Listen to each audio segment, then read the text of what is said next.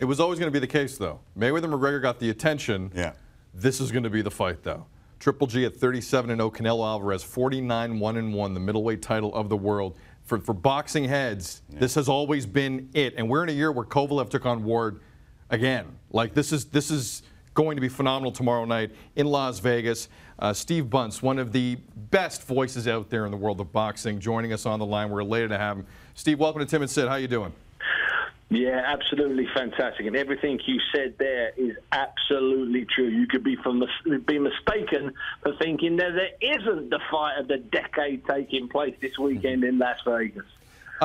Steve, first and foremost, I'm going to make one reference to the Mayweather thing with McGregor, then we'll move on, and I promise.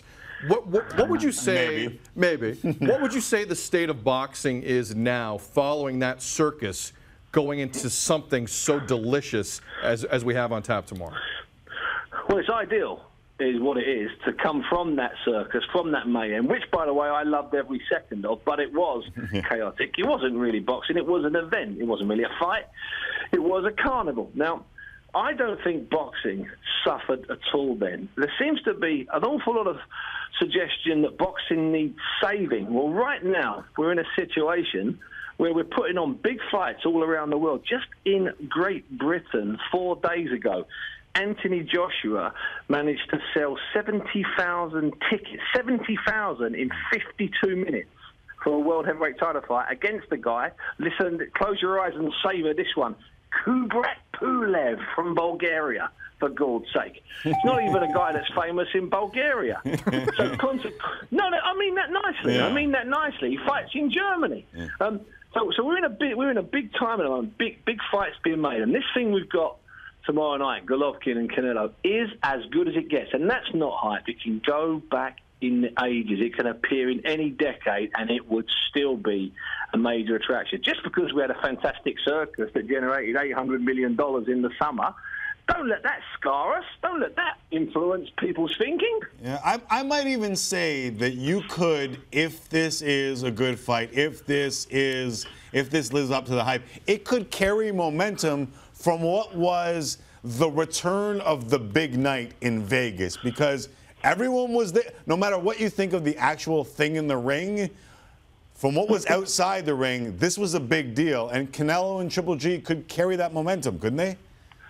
Absolutely, you're right. We're about to go into, hopefully, a glorious period where Vegas is once again the home of boxing. Plus, we get regular fighters there. That man I just mentioned, Anthony Joshua, he has made a commitment to fight in Las Vegas early next year or mid next year, and that will be a phenomenal event. And of course, in Vegas, in a few years' time, they'll have the 80,000-seat stadium when the Raiders become the Vegas Raiders. Yeah, this could be the start, as they said in that famous old movie, of something very special, a long friendship. For a start, these two are probably going to have a rematch. There you go. There's your instant next fight. Right. Sit perfectly for May of next year.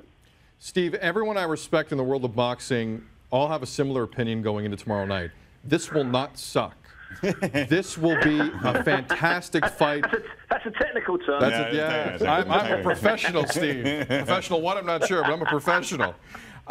Is there an early warning sign, though, Steve, on your end? Like, if something happens early, could it go the other way? Like, what should we be looking for in the first couple of rounds? No, well, I wrote this morning, and I was talking on BBC here in the UK earlier today. It seems like a very long day today. And I said that there could be a tense couple of rounds, maybe even 3 or 4 rounds, where they're both feeling each other out, getting the measure of each other. But at some point, inevitably, these two will perform. As you said, it will not suck. Now, that might happen in round 3. My gut feeling is it starts to happen about round 4 or 5 or 6, but certainly by about round 6 or 7, we've got something special on our hands, because in all great fights, the tactics go out the window. At some point, the two guys just have to fight. That's what makes great fights. If you think about Hearns and Hagler, there was tactics from both corners. Out the window, smash each other a bit. If you think about the really, really great Ali and Frazier fight in the Thriller in Manila, tactics out the window, just stand toe-to-toe and inflict as much punishment as possible. That's what makes great fights. And at some point, inside the T-Mobile Arena on Saturday night in Las Vegas, these two will just do what two great fighters do. They'll fight, and it will be brilliant. And what's amazing is neither have gone down in their career.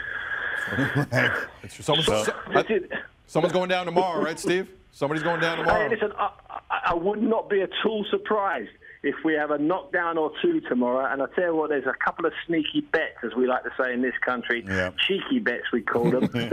You can get odds on both of them going down.